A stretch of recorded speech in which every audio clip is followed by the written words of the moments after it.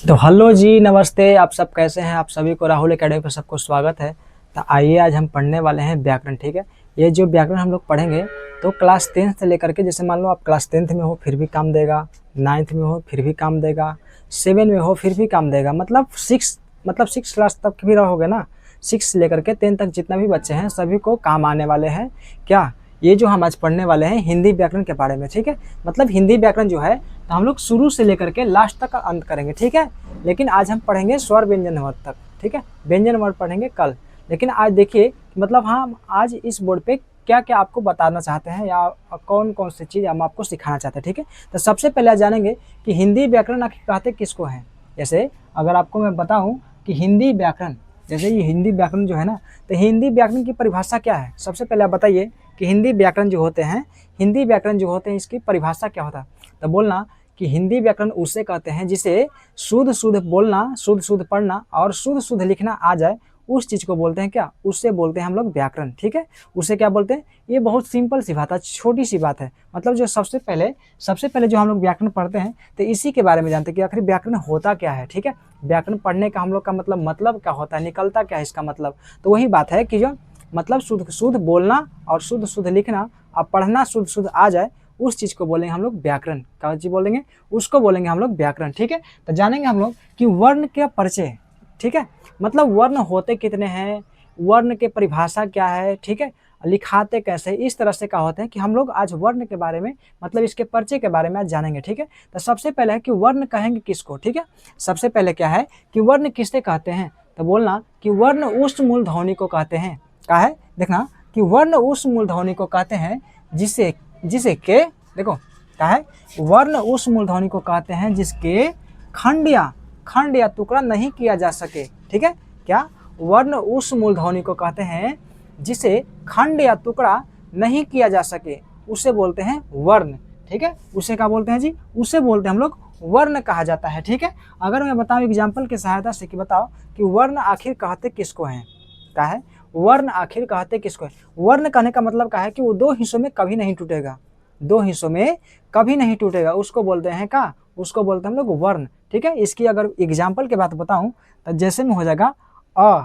ठीक है, क्या होगा, अ होगा। उसके बाद हो जाएगा हर्षई, दीर्घ ई नहीं होगा, पहले क्या होगा, हर्षई होगा। ठीक है, उसके बाद होगा ख। तो ख पूरा नहीं होता है, ख के नीचे हलंत लगल है। हलंत के मतलब क्या होता है, ह के मतलब क के मतलब है। देखो यहाँ पर ही अगर ख है तो ख के मतलब जैसे देखो, एक होता है ऐसे पूरा ख, और एक जैसे ये पूरा ख को लिखने के लिए क्या होता है कि पहले इसमें अ का मात्रा होता है, उसके बाद फिर आधा ख की मात्रा होता है, तब ये पूरा हो जाएगा ख। ठीक है, तो ये पूरा ख के लिए है। ठीक है, अगर मैं बताऊं कि ये जो हलंत वाली है ना, तो ये आधा है। क्या जी, ये आधा। ऐसे बोलते हैं ना कि कोई भी चीज़, मतलब अगर कोई भी चीज़ 100% है तो उसको आप आधा कीजिएगा तो 50% हो जाएगा। ठीक है, तो ये जब ख लिखा है तो ये 50% है। कितना परसेंट है जी, ये 50% है। इसी चीज़ को बोलते हैं क्या, इसी चीज़ को बोलते हैं हम लोग क्या, वर्ण कहते हैं। ठीक है, मतलब इसको तोड़ नहीं सकते हैं। जैसे मान लो कि ये 50% है ना, ये 50% है, तो 50% से फिर हम इसको तोड़ नहीं सकते हैं, इतना है 50%। समझ गए, तो उस चीज़ को बोलते हैं हम लोग वर्ण कहते हैं, उस चीज़ को बोलते हैं वर्ण। तो इसके एग्जाम्पल आ जाएंगे अ, हर्षई, उसके बाद ख, ग, च, ह, र इत्यादि ऐसे लगा करके आप कर सकते हैं। लेकिन जब आप ध्यान रखिएगा कि जब ख, ग, च, ह, र ये सब लिखल है तो इसमें हलंत लगल है। क्या है, इसमें हलंत लगल है। हलंत का मतलब क्या होता है कि वो आधा हो जाता है। ठीक है, वो पूरी तरह से नहीं होते। जैसे आपको अगर श्याम लिखा जाए तो श्याम कैसे लिखते हैं, आधा ऐसे स या म, ऐसे स करते कि नहीं, तो ये आधा स है कि नहीं, ये आधा स है ना। अब जैसे आप मानिए कि कृष्णा कैसे लिखते हैं हम लोग, कृष्णा, देखो कृ स न, तो ये वाला जो स है तो ये आधा है कि नहीं, तो इसको बोलेंगे हम लोग वर्ण। समझ गए, वर्ण आखिर कहते किसको है, इसको हम मिटा देते हैं। यहाँ एग्जाम्पल में हम बताएं, जैसे आप देखिए कि जब यहाँ पर ही राम लिखल है, क्या है जी, जब यहाँ पर ही राम लिखल है तो राम में क्या है कि मूल मूल ध्वनि कितने हैं, 4 है। मूल ध्वनि कितने हैं जी, 4 है। अब देखो गिन के देखो, 1 2 3 4। ठीक है, इस सभी को मिलाओगे तब राम शब्द का उच्चारण होगा। क्या होगा, राम शब्द का उच्चारण होगा। जैसे देखिए कि अगर राम को अगर तोड़िएगा, राम को वर्ण विच्छेद में जब तोड़िएगा, देखो सबसे पहले हो जाएगा र। क्या होगा, सबसे पहले हो जाएगा र। र के बाद जब ही रा देवल है ना, तो रा ऐसे बोलो रा, तो रा जब बोलोगे तो आ के उच्चारण आएगा। क्या आएगा, आ के उच्चारण, तो र प्लस आ तो हो गया रा। उसके बाद जब म लिखेगा तो म बोलोगे ना, ऐसे बोलो म, तो म जब बोलिएगा तो उसमें अ की मात्रा आता है, किसका, अ की मात्रा आता है, ठीक है। तो यहाँ पढ़ी म आधा लिख करके उसके बाद अ लगा दिए, ठीक है। और अ जब लगाइएगा तो ये पूरा जब जोड़िएगा ना, र प्लस आ प्लस म प्लस अ, तो उसके बाद हो जाएगा राम, ठीक है। क्या हो जाएगा, उसके बाद हो जाएगा राम। लेकिन इसमें मूल ध्वनियों की संख्या कितने हैं, 4 हैं। जैसे देखो 1 2 3 4, इसमें 4 मूल ध्वनि को जोड़ करके एक शब्द बनाया गया जिसका बोलते हैं काची, राम बोलते हैं। उसी तरह से काम के बारे में देखो, जैसे काम की अगर बोले तो काम कैसे लिखेगा, पहले लिखो क, उसके बाद फिर का है ना, तो का जब बोलोगे तो आ की मात्रा आएगा, तो यहाँ पर ही लगा देंगे आ, ठीक है। उसके बाद जब माँ बोलोगे तो अ की मात्रा आएगा, क्या होगा, अ की मात्रा आएगा, तो उसको बोलेंगे का। उस जब मतलब इसमें सबको जोड़ोगे, देखो 1 2 3 4, 4 हुए कि नहीं। जब ये 4 हो गए तो इसमें देखो यही तो लिखे हैं, 4 मूल ध्वनियों को एक जगह जोड़ करके क्या होता है कि शब्द को निर्माण किया जाता है। जैसे यहाँ पर काम हम बना दिए, ठीक है, क्या है, काम है, ठीक है। उसके बाद हम लोग जानेंगे कि देखो उसके बाद यहाँ पे क्या है कि हर, यानी हर वो वाला नहीं, अंश हर वाला नहीं, उसके बाद होता है कि हर एक, यानी बोल दो हर वर्ण की अपनी लिपि होती है। जैसे आप एग्जाम में दीजिएगा, जैसे मान लो कि आप एग्जाम दीजिएगा 10th क्लास की, तो वहाँ पर ही जैसे वहाँ पर ही आपकी लिपि पूछी जाएगी, लिपि यानी देवनागरी लिपि में लिख रहे हैं या फिर रोमन में लिख रहे हैं। देखो देवनागरी मतलब क्या होता है कि जब आप हिंदी मीडियम में परीक्षा दीजिएगा, जैसे आप कोई भी शब्द को हिंदी में जब लिखिएगा उसको बोलते हैं देवनागरी, ठीक है। लेकिन अगर आप कोई भी वर्ड को अंग्रेजी में जब लिखिएगा तो उसको बोलते हैं रोमन, क्या बोलते हैं, रोमन बोलते हैं। तो उसी तरह से इसमें क्या रहा कि हर एक वर्ण की अपनी लिपि होती है, जिस लिपि को वर्ण संकेत कहते हैं। जैसे आपको अगर पूछ दे कि बताओ कि वर्ण संकेत किसे कहते हैं, वर्ण संकेत किसे कहते हैं, तो बोलना कि हर वर्ण की अपनी लिपि होती है, उस लिपि को वर्ण संकेत कहते हैं। उस लिपि को क्या बोलते हैं जी, उस लिपि को वर्ण संकेत कहते हैं। जैसे बताओ कि आपके भी तो कुछ होगा ना, जैसे मान लो ऐसे बोलते हैं कि यार तुम लोग का मतलब हम लोग का मतलब कुछ जानते ही नहीं हो, अब कैसे आदर संस्कार करना है, ठीक है, किसको कैसे पढ़ाना है, तो उस चीज़ के बारे में जैसे अपनी अपनी हर एक वर्ण की क्या होती है, एक नियम होती है, ठीक है। तो जो इसमें क्या बोल रहा है कि हर एक वर्ण की अपनी अपनी लिपि होती है, ठीक है। उस लिपि को क्या बोलते हैं, उस लिपि को बोलते हैं, उस लिपि को क्या बोलते हैं, उस लिपि को बोलते हैं वर्ण संकेत। क्या बोलेंगे, उस लिपि को बोलेंगे वर्ण संकेत कहा जाता है। जैसे आप लोग जानिएगा कि वर्णमाला, जैसे आपको देखिएगा कि शादी ब्याह आएगा या फिर और भी कोई भी चीज़ जब फंक्शन वगैरह कीजिएगा तो वहाँ पर क्या होता है कि माला की तैयार की जाती है। जैसे मान लो कि आप यहाँ पर माला की तैयारी कर रहे हो, ठीक है, जो गेंदा का जो फूल होता है ना, गुलाब वाला, गुलाब नहीं गेंदा का जो फूल होता है पीला पीला वाला, तो उसको क्या कीजिएगा, जैसे मान लो कि आपको माला बनाना है, तो माला जब बनाओगे तो यहाँ पर कितनी का ढेर सारा फूल की आवश्यकता पड़ेगा कि नहीं, यहाँ पर कितना का, यहाँ पर ढेर सारे फूलों की आवश्यकता बनेगी, ठीक है, मतलब पड़ेंगे। तो जब आवश्यकता जब फूल की पड़ेगी और जब माला को गुथिएगा तो उसमें क्या होगा कि ढेर सारे फूलों में आपको सुई से या फिर और भी कोई चीज़ से उसको गुथ करके ऐसे जब बनाओगे ना, तो देखो इसका एक समूह बन गया कि नहीं, समूह बना ना। समूह मतलब क्या होता है कि ढेर सारा इकट्ठा करके उसको एक लाइन में जोड़ देना, उसी को बोलते हैं हम लोग समूह।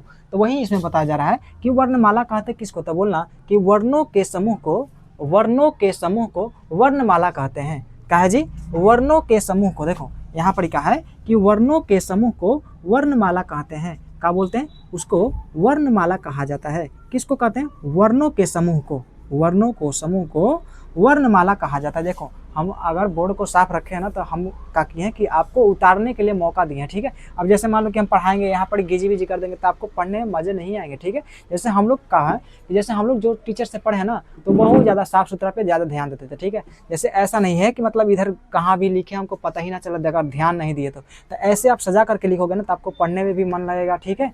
मतलब एकदम मतलब पढ़ाइएगा ना तो अच्छा लगता है थोड़ा सा सिखाने में किसी को। जैसे आप बोलिएगा कि मतलब आप जैसे मान लो कि हम टीचर हैं, ठीक है, अगर हम आपको पढ़ा रहे हैं अब हम आप ही को बोले कि अच्छा से लिखो ना यार, अच्छा से कहाँ लिख रहे हो, मतलब ऐसे गिजी बिजी कर रहे हो, तो आप बोल सकते हो ना, ऐसे बोलो कि सर जी आप ही तो ऐसे लिखते हैं, बोल सकते हो ना। तो जब हम ही अच्छा नहीं रहेंगे तो आपको कैसे बोल सकते हैं। तो इसलिए क्या होता है कि हम सजा के पहले से लिखें। अगर मान लो कि अगर साथ ही लिखेंगे ना तो उसमें क्या होता है कि राइटिंग थोड़ी सा बिगड़ जाती है, उसके बाद थोड़ा सा हड़बड़ाहट हो जाती है, बोलेंगे उसके बाद लिखेंगे, उसके बाद क्या होता है कि जब कैमरा पे आओगे ना थोड़ा सा वर्ड ना लड़खड़ाने लगता है, ठीक है। तो हमको थोड़ा सा पढ़ाने का आइडिया है, थोड़ा थोड़ा नहीं बहुत दिन से पढ़ा रहे हैं। तो इसमें क्या होता है कि जैसे आप साथ ही लिख करके बताएंगे ना तो उसमें थोड़ा सा ज़्यादा टाइम लगेगा, ठीक है। अगर कम समय में ज़्यादा आपको दिया जा रहा है तो क्या होगा कि आपको लिख करके ही पढ़ाने पड़ेंगे, ठीक है। अब डिजिटल बोर्ड तो है नहीं कि हाली हाली लिखेंगे तुरंत मिटा देंगे। इसमें क्या होता है कि हाथ में लग जाते हैं, इलेसरा भी जाता है। तो इसको क्या होता है कि पहले से ही लिख करके आपको बताते हैं, ठीक है। अगर आपको इस समस्या नहीं है तो क्या करना कि वीडियो को लाइक कमेंट शेयर जरूर करना, ठीक है। हमारे चैनल से जरूर जुड़िए, ठीक है।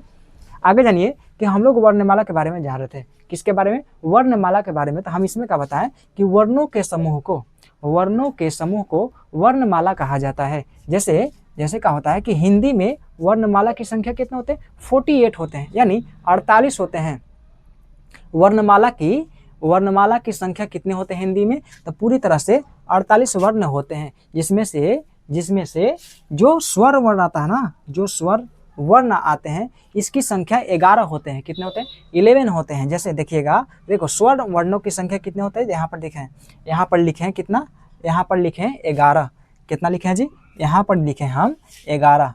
देखो अब 11 है तो कौन कौन से 11 हैं? जैसे देखो यहाँ पर हो गया अ का है, अ है, उसके बाद हो जाएगा आ। देखो अ हो गया, आ हो गया। उसके बाद बोलते हैं इसको हर्षई। क्या बोलेंगे? इसको बोलेंगे हर्षई। इसको बोलते हैं क्या? दीर्घई बोलते हैं। इसको बोलेंगे दीर्घई। उसको बोलेंगे हर्षौ उ। फिर उसके बाद दीर्घौ उ। इसको बोलते हैं री।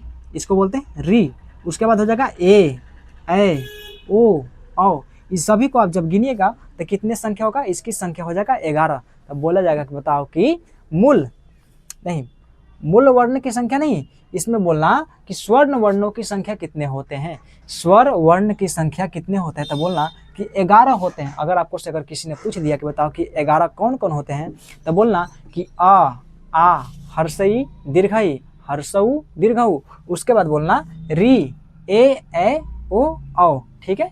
ए ओ औ। इस सभी को जब आप गिनिएगा तो इसकी संख्या हो जाते हैं 11। कितने होते हैं? 11।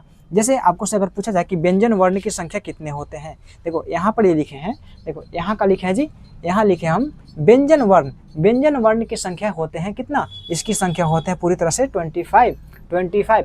मतलब क ख ग घ से लेकर के प फ ब जब आप लिखिएगा ना तो उसको जब गिनती कीजिएगा, जैसे मान लो कि आप क ख ग लिख रहे हो, क ख ग घ अंग, तो आप इसको गिनिएगा तो कितने होते हैं? 5 होते हैं, ठीक है।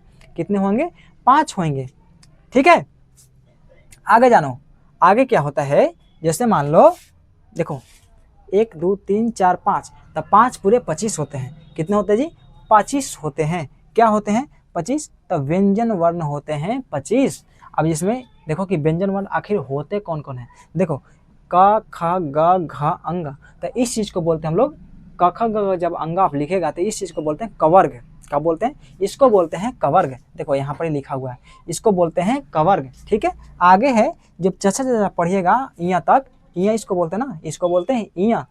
तो जब आप चचा पढ़िएगा तो इसमें होता है चवर्ग। जैसे हो गया कवर्ग, हो गया चवर्ग, हो गया। उसके बाद जब टठ पढ़िएगा तो इसको बोलते हैं टवर्ग। उसके बाद जब तथा पढ़िएगा तो इसको बोलते हैं तवर्ग। और उसके बाद जब प फ ब भ म पढ़िएगा तो इसको बोलते हैं पवर्ग, ठीक है। क्या बोलते हैं? जैसे आपको अगर बताऊं, अगर पूछेंगे कि बताओ कि व्यंजन वर्ण, क्या बोले? व्यंजन वर्ण की संख्या कितने होते हैं? तो व्यंजन वर्ण की संख्या होते हैं 25। कितने? 25 होते हैं। अगर 25 पूछो कि बताओ कि कौन कौन से 25 होते हैं, तो बोलना कि क ख ग घ से लेकर के प फ ब तक जितने वर्ण आते हैं उस चीज को बोलते हैं व्यंजन वर्ण, जिसकी संख्या होते हैं 25, यानी 25 होते हैं, ठीक है। कितने होते हैं जी? 25 होते हैं। लेकिन ये जो क ख ग से लेकर के प फ ब तक है, ये जो 25 संख्या है, इस 25 संख्याओं को क्या बोलते हैं? इसको बोलते हैं स्पर्श व्यंजन। क्या बोलते हैं? इसको बोलते हैं स्पर्श व्यंजन, यानी बोलने से स्पर्श होती है उस चीज को बोलते हैं स्पर्श व्यंजन, ठीक है। आगे जानेंगे कि देखो इसी में कहा है कि एक होता है अंथस व्यंजन, अंथस यानी अंदर की ओर बोलने वाला, ठीक है। जैसे आप या बोलो, या तो लगे कि अंदर से आवाज आ रही है, उसको बोलते हैं अंथस व्यंजन। जैसे देखो अंथस व्यंजन कितने होते हैं? अंथस व्यंजन होते हैं हमारे 4, ठीक है। कितने होते हैं अंथस व्यंजन? इसकी संख्या होते हैं 4। जैसे य र ल व, या र ल व, इसको बोलते हैं अंथस व्यंजन। इसकी संख्या होते हैं 4। कितने होते हैं जी? इसकी संख्या होते हैं 4। एक होता है उष्म व्यंजन। उष्म व्यंजन मतलब क्या होता है? जब इसकी उच्चारण कीजिएगा ना, जब इसकी उच्चारण कीजिएगा आप अपना मुख से, तो क्या होगा कि अंदर से लगेगा कि गर्म हवा निकल रही है। क्या होगा? ऐसा लगेगा कि गर्म हवा मुंह से निकल रहा है। जैसे बोलो, देखो इसमें क्या है? उष्म व्यंजन में आ जाएगा स स स। जैसे आप जब इस चीज को उच्चारण कीजिएगा ना, जैसे ऊष्म व्यंजन का जब उच्चारण कीजिएगा तो जब बोला जाता है कि जो हमारा मुंह होता है ना, जैसे यहाँ पर देखो, जैसे हम मान लो कि ये हमारा हो गया मुंह, ठीक है, ये हमारा हो गया मुंह। अब यहाँ पर हो जाएगा जीभ, ठीक है, ये का है हमारा जीभ। जैसे मान लो, जैसे सपोज डट करो, जैसे तुम मानो कि तुम्हारा मुंह है, ठीक है, ऐसा ही मुंह होगा, ऐसे मजाक कर रहे हैं, सीरियस मत लेना। जैसे मान लो कि ये है मुंह, किसी का भी मुंह है, यहाँ से ये जीभ है, क्या है जी, ये जीभ है। तो ये जब जीभ है ना, तो देखो ये जो यहाँ पर ऐसे से दांत रहते हैं ना, ऐसे से दांत रहते हैं, तो ये वाले जो पार्ट है ना, ये जो पार्ट है, जैसे जीभ के जो ऊपर वाली जो पार्ट है ऐसे लगेगा कि खपड़ा जैसा है, ऐसे नाक जैसा होता है। तो ये जो पार्ट है ना जी, ये पार्ट है, तो इस चीज़ को बोलते हैं तालू, इसको क्या बोलते हैं, तालू। और जब जीभ की ये जो जीभ है ना, तो जीभा को जब ऊपर में जब मुड़िएगा ना, ऐसे करके, ऐसे करके, जब ऐसे मोड़ करके, जैसे आप अपना जीभ निकालो, जीभ निकाल के ऊपर की ओर मोड़ करके, ऊपर की ओर मोड़ करके, ऊपर में जब सटा के जब बोलोगे ना ऐसे स, ठीक है, तो उस चीज को बोलते हैं क्या, उस चीज को बोलते हैं ऊष्म व्यंजन। जब इसकी आप उच्चारण कीजिएगा तो ऐसा लगेगा कि मुंह से थोड़ा सा ना गर्म हवा निकाल रहे हैं। अभी आपको महसूस ना होगा, जैसे मान लो कि ठंडा में जब बोलोगे ना, तो ऐसा बोलोगे तो लग रहा है कि मुंह में से धुआं निकल रही है, ठीक है, उस चीज को बोलते हैं ऊष्म व्यंजन। इसकी संख्या भी होते हैं 4। किसकी संख्या, इसकी संख्या, किसकी, ऊष्म व्यंजन की संख्या कितने होते हैं, तो इसकी संख्या होते हैं 4। जैसे आपको अगर मैं बताऊं कि ऊष्म व्यंजन आखिर होते कौन कौन है, तो बोलना कि स, ठीक है, उसके बाद बोल देना ह, क्या होगा, स ह। जैसे मान लो कि जब इस तलाबी सा, मूर्धन्य सा, दंडी सा, ह जब बोलिएगा ना, तो तलाबी सा, मूर्धन्य सा जब बोलिएगा, तो अपने मुख में क्या होता है कि जो जीभ है ना, तो जीभ को तालू में सटा करके आवाज निकाली जाती है। जीभ को तालू में सटा करके क्या होता है कि आवाज को निकाला जाता है, तो उस चीज को बोलते हैं स, उसके बाद फिर बोलना स, उसके बाद बोलना ह। तो इसकी उच्चारण करने का यही नियम है, ठीक है। ऐसे लोग बोल देता है कि तलाबी सा, मूर्धन्य सा, दंडी सा, ऐसे नहीं बोला जाता है, इसको बोलते हैं स, उसके बाद बोल देते हैं ह। तो इसकी संख्या होते हैं 4, ठीक है। इसकी संख्या कितने होते हैं, इसकी संख्या होते हैं 4। आगे जानो, आगे देखो, आगे होता है अनुस्वार। जैसे देखना कि अंगा, अब फिर एगो होता है ये टटर में आता है, देखो टटर कहाँ, ट ठ ड ढ, ये जो ढ है ना, तो ये ढ वाला को बोलते हैं अनुस्वार्ग, इसको बोलते हैं अनुस्वार्ग। उसके बाद एक होता है, एक विसर्ग होता है। एक होता है संख्या कौन सा, एक संख्या होता है विसर्ग। विसर्ग होता है ऐसे डबल वाला, जैसे आप आई लिखिएगा ना ऐसे, ये वाला आह, ठीक है। तो ये वाला में इसका भी 2 होता है, ठीक है। आप गिनती कीजिएगा, तो गिनती करने के बाद क्या होगा कि पूरी तरह से 48 वर्ण आएंगे, ठीक है। आपको गिनती करके दिखा दूं। जैसे यहाँ पर देखो, सबसे पहले का है कि हम बताएं कि वर्णमाला की संख्या कितने होते हैं। वर्णमाला की संख्या होते हैं 48, ठीक है। वर्णमाला की संख्या होते हैं 48, जिसमें से स्वर्ण वर्ण, देखो यहाँ पर जो स्वर्ण वर्ण है, देखो यहाँ जी जो स्वर्ण वर्ण है, इसकी संख्या हो गया 11। जैसे यहाँ लिख लो कि 11 हो गया, ठीक है। उसके बाद हम व्यंजन वर्ण बताएं, उसके बाद बताएं व्यंजन वर्ण। व्यंजन वर्णों की संख्या होते हैं 25। देखो यहाँ लिखे ना, व्यंजन वर्णों की संख्या होते हैं 25, जिसको स्पर्श व्यंजन बोला जाता है। तो यहाँ पर देखो, यहाँ लिख लो 25, आपको जोड़ करके दिखा रहे हैं कि 48 आखिर होते कैसे हैं, ठीक है। यहाँ पर हो गया व्यंजन वर्ण की संख्या होते हैं 25। उसके बाद हम जानेंगे कि जो अंतस्थ व्यंजन होते हैं ना, जो अंतस्थ व्यंजन होते हैं जिसकी संख्या होते हैं 4, जिसमें य, र, ल, व आते हैं, इसकी संख्या हो जाएगा 4 अंतस्थ व्यंजन की। उसके बाद हो जाएगा का ऊष्म व्यंजन। देखो यहाँ पर लास्ट में है ना ऊष्म व्यंजन, तो ऊष्म व्यंजन की भी संख्या होते हैं कितने, 4 हो जाएंगे, इसकी संख्या भी 4 हो जाएंगे। उसके बाद चलेंगे आगे, जिसको बोलते हैं अनुस्वार्ग। अनुस्वार की संख्या होते हैं 2, यहाँ लिख दो 2। उसके बाद विसर्ग के भी होते हैं कितना, इसके भी होते हैं 2। तो अब जोड़ो, देखो कितना होगा, देखो 1 5 6, 6 4 10, 10 4 14, और 14 2 16, और 16 2 18। 18 के 8 होता है ना, आपको मैथ आती है ना, तो 18 के 8 हो गया। देखो 1 और 2 3, एक हासिल था तो हो जाएगा 4, तो 48 हो गया कि नहीं, 48 हुआ कि नहीं बताओ। इसको जब आप जोड़िएगा सभी वर्णों को, तो कितने आते हैं, इसको आते हैं 48, यानी 48 कुल आएंगे। उसके बाद आप जानेंगे कि वर्ण के भेद कितने होते हैं, ठीक है। वर्णों के भेद आखिर होते कितने हैं, तो बोलना कि वर्णों के भेद 2 होते हैं, एक होता है स्वर्ण वर्ण, दूसरा होता है व्यंजन वर्ण। एक होता है स्वर्ण वर्ण और दूसरा होता है व्यंजन वर्ण। तो जैसे जानिए कि एक होता है स्वर्ण वर्ण और दूसरा होता है व्यंजन वर्ण। तो जाने हो कि स्वर्ण वर्ण आखिर कहते किसको हैं, व्यंजन वर्ण कहते किसको हैं। ठीक है, तो यहाँ पे जानेंगे स्वर्ण वर्ण के बारे में। सबसे पहले किसके बारे में, स्वर्ण वर्ण के बारे में जानेंगे। तो इसमें क्या है परिभाषा इसका कि स्वर्ण वर्ण उसे कहते हैं जिसका उच्चारण करते समय किसी वर्ण की सहायता नहीं ली जाती है। क्या बताएं कि स्वर्ण वर्ण उसे कहते हैं, स्वर्ण वर्ण उसे कहते हैं जिसकी उच्चारण में किसी भी वर्ण की सहायता नहीं ली जाती है, उसे कहते हैं स्वर्ण वर्ण। इसे कहते हैं काजी, इसे कहते हैं स्वर्ण वर्ण। ठीक है, जैसे इसमें हम क्या देखें, देखो इसमें क्या लिखा गया है कि इसके उच्चारण में, किसके उच्चारण में, स्वर्ण वर्ण के उच्चारण में, देखो स्वर्ण वर्ण के उच्चारण में कंठ तालु का उपयोग होता है। अब देखो कंठ के मतलब क्या हो गया, तालु का मतलब क्या होगा, हम अभी वही समझाए थे। जैसे आप क बोलिएगा ना, क ख ग घ अंग, तो जब आप देखिएगा कि जब क ख ग घ जब आप पढ़िएगा तो यहाँ पर जो गला है ना हमारा, यहाँ जैसे आपका भी गला होगा ना, अब तो सांप तो है नहीं कि गला है नहीं। ठीक है, तो यहाँ पर जो होगा तो गला पे क्या होगा कि अपना हाथ लगा करके, यहाँ पर जब आप हाथ लगा के देखिएगा तो यहाँ पर एक झंझनाहट टाइप के होंगे। कैसा होगा, यहाँ झंझनाहट टाइप के होंगे। मतलब जो कख का जो बोलते हैं ना, तो हम लोग का यहाँ से गला से आवाज को इंक्रीज करने पड़ते, मतलब यहाँ से बल लगाए जाते हैं, तब कख का आवाज आएंगे। ठीक है, उसके बाद बताएं कि जब तालु बोल रहे हैं, आलू नहीं समझना। ठीक है, तालु बोल रहे, तालु आखिर कहते किसको हैं, तो तालु बोलते हैं जो जीभ है ना, तो जीभ के जो ऊपर वाली जो परत है जिसपे हम लोग का दांत होता है उसको मसूड़ा बोलते हैं। लेकिन जो मसूड़ा के जो थोड़ा सा अंदर जाओगे तो ऐसे खापड़ा टाइप के, तो उसको बोलते हैं हम लोग का, उसको बोलते हैं तालु। तो उसी चीज को क्या होता है कि इसी चीज का उपयोग होता है जब आप इस चीज का उच्चारण कीजिएगा। किसको उच्चारण कीजिएगा, स्वर्ण वर्ण की जब आप उच्चारण कीजिएगा। ठीक है, आगे बताए हैं कि स्वर्ण वर्णों की 2 प्रकार होते हैं। स्वर्ण वर्ण कितने प्रकार के होते हैं, स्वर्ण वर्ण कितने प्रकार के होते हैं, तो स्वर्ण वर्ण 2 प्रकार के होते हैं। कितने प्रकार के, 2 प्रकार के। एक होता है मूल स्वर, एक होता है जी मूल स्वर, और दूसरा होता है संयुक्त स्वर।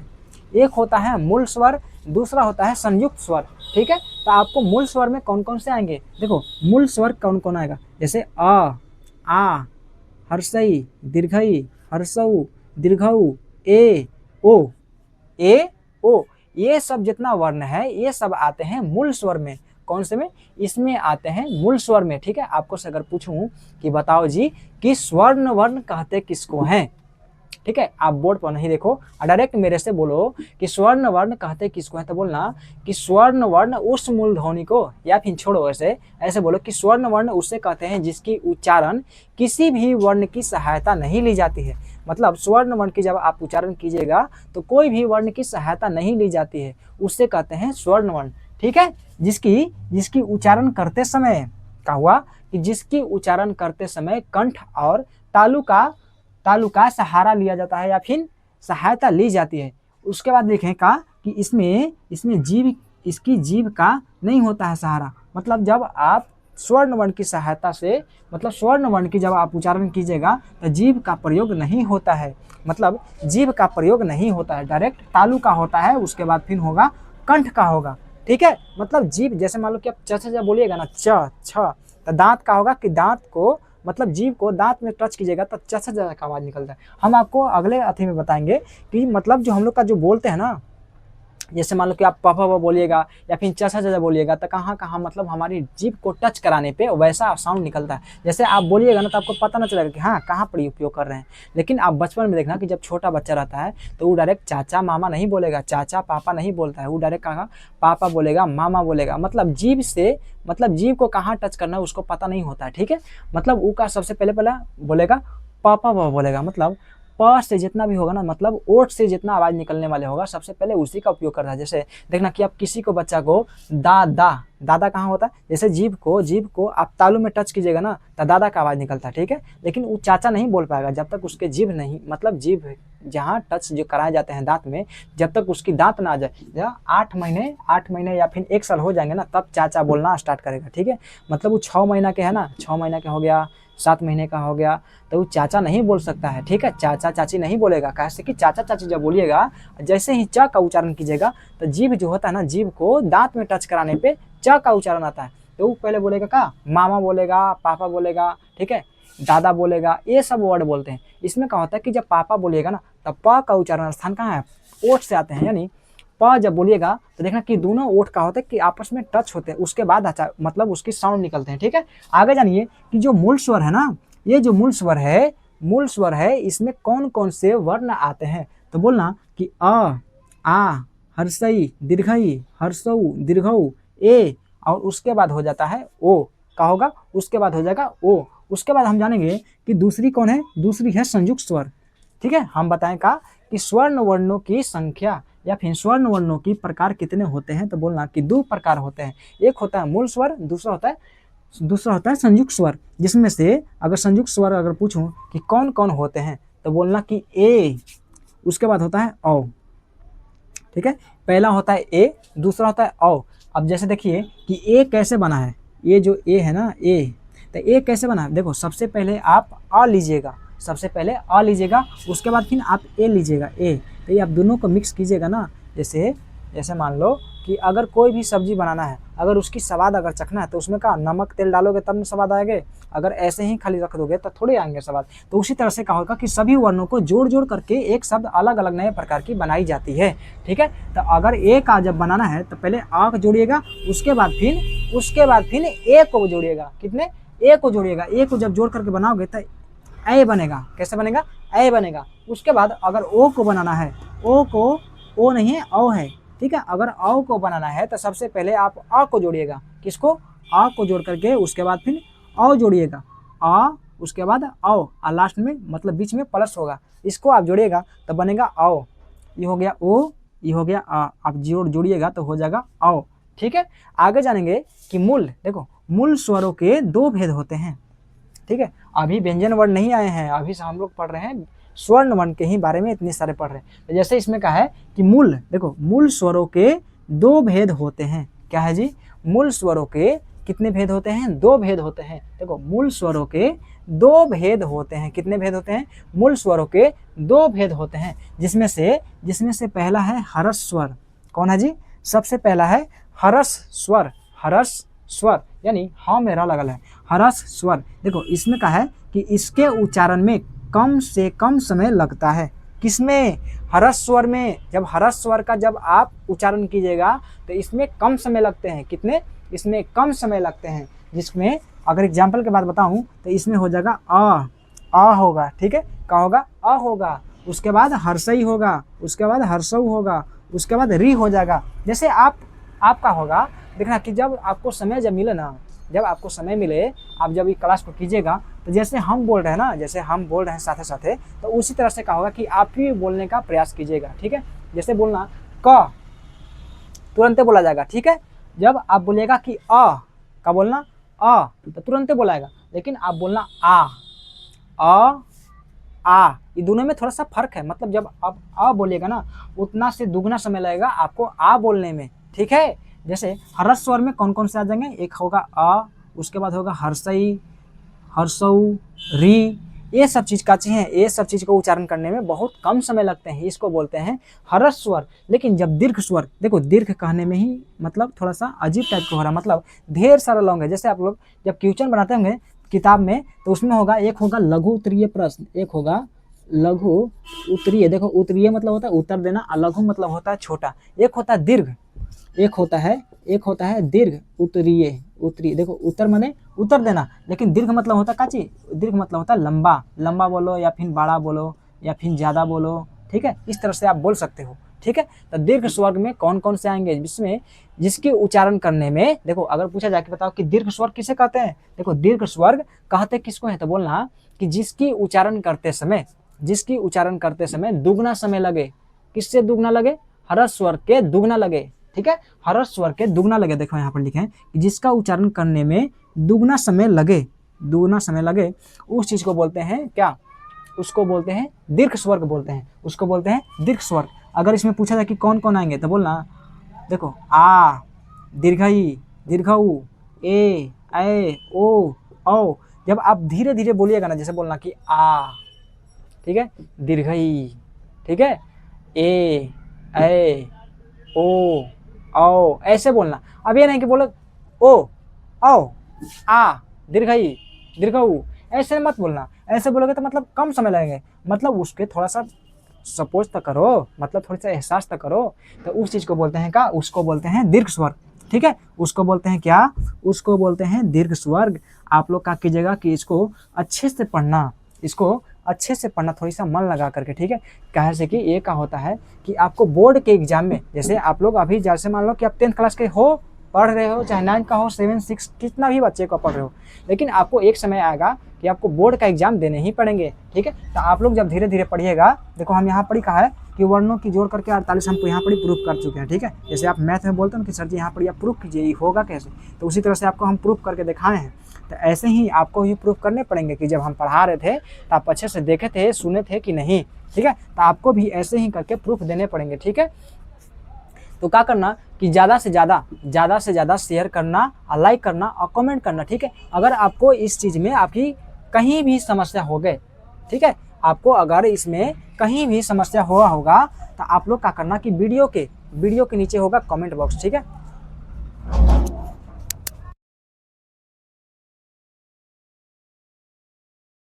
ठीक है, वीडियो के नीचे होगा कमेंट बॉक्स। आप उसमें कमेंट कर दीजिएगा, अपनी राय जरूर दीजिएगा कि मतलब आप लोग एक बात बताऊं, मतलब आप लोग कमेंट कीजिएगा कि आप कौन सी जगह से, कौन सी जिला से, या फिर आप कौन सी स्कूल में। देखो मैं बताऊं आपको कमेंट में काजी करना है। देखो यहाँ पर ही आप कमेंट में क्या करना, देखो कमेंट में नाम मत लिखना। ठीक है, नाम लिखने की जरूरत नहीं है। सबसे पहले क्या करना कि अपना जिला लिखना, मतलब आप कौन से जिला से देख रहे हैं। ठीक है, उसके बाद आप लिखना कि आप कौन सा स्कूल में पढ़ते हो,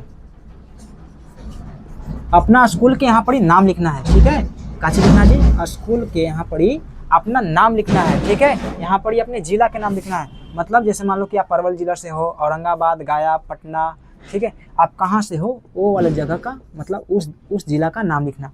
ठीक है, उसके बाद अपने जगह के नाम लिखना, मतलब स्कूल हो गया, उसके बाद जगह। ठीक है, अब जैसे मान लो कि आप परवल में पढ़ रहे हो। ठीक है, लेकिन स्कूल आपका यहाँ है, लेकिन जैसे मान लो कि आप कहीं पर चल गए वहाँ पर कोचिंग करने के लिए, तो स्कूल कहीं और है, पढ़ते कहीं और हो, तो आपको उस चीज़ को लिखना है। जैसे अपना स्कूल का नाम लिखना कि हम मतलब इस स्कूल से पढ़ रहे हैं। ठीक है, उसके बाद कि इस जगह से पढ़ रहे हैं। उसके बाद अपनी राय जरूर देना। जैसे अपनी राय का मतलब क्या हुआ कि ये जो वीडियो में हम आपको पढ़ाए हैं, इस जो व्याकरण पढ़ाए हैं, तो इसके बारे में आपको लगा कैसा है, मतलब ये पढ़ने में मतलब मज़ा आ रहा है या नहीं आ रहा है। अपनी राय को कमेंट में बताना। ठीक है, जैसे मान लो कि तुम कमेंट करोगे तो उस हिसाब को जब हम पढ़ेंगे ना, तब पढ़ने के बाद क्या होगा कि हमको थोड़ा सा उत्सुकता मिलेगा कि मतलब बच्चे पढ़ रहे हैं। अगर जैसे मान लो कि हम पढ़ा रहे हैं, आपको समझ में नहीं आ रहे हैं, तो हम थोड़ा सा उस पर थोड़ा सा ध्यान देंगे ना। अब जैसे मान लो कि जहाँ पे हम ट्यूशन पढ़ाते हैं, ठीक है, ट्यूशन मतलब हम लोग अपना कोचिंग खोले हुए हैं, तो कोचिंग में हम जब पढ़ाते हैं तो सभी बच्चा बोलता है मतलब संतोष है सर जी आपको पढ़ाने से। ठीक है, तो आप लोग जब ऑनलाइन में जब पढ़ रहे हो तो इसमें अपना राय जरूर देना कि मतलब सर जी आप थोड़ा सा ऐसे बता देते तो और मज़ा आ जाता। ठीक है, तो अपनी राय कमेंट में जरूर बताना। और एक वीडियो जो है ना, ये जो वीडियो होता है, एक जगह से दूसरे जगह शेयर करने में क्या होगा, शेयर करने में थोड़ी सा मदद करना। मतलब जैसे मान लो कि अब तुम पढ़ रहे हो, अब जैसे तुम्हारा दोस्त है, अब उसको हिंदी व्याकरण या फिर और भी कोई समस्या है, या फिर जैसे उसके पास किताब नहीं है, ठीक है, तो आप उसके पास शेयर कर देना कि लो ये वाला देख लो। ठीक है, और उसको से भी क्या करना कि लाइक सब्सक्राइब जरूर करवा देना। जैसे मान लो कि आप वीडियो देख रहे हो तो उसमें लाइक कमेंट शेयर भी तो करो। शेयर करोगे तो क्या उसमें दिक्कत तो हो रहा है ना, उसमें पैसा थोड़े कटने वाले हैं। तो आज के लिए इतना ही है, बाकी फिर अगले क्लास में। ठीक है, धन्यवाद।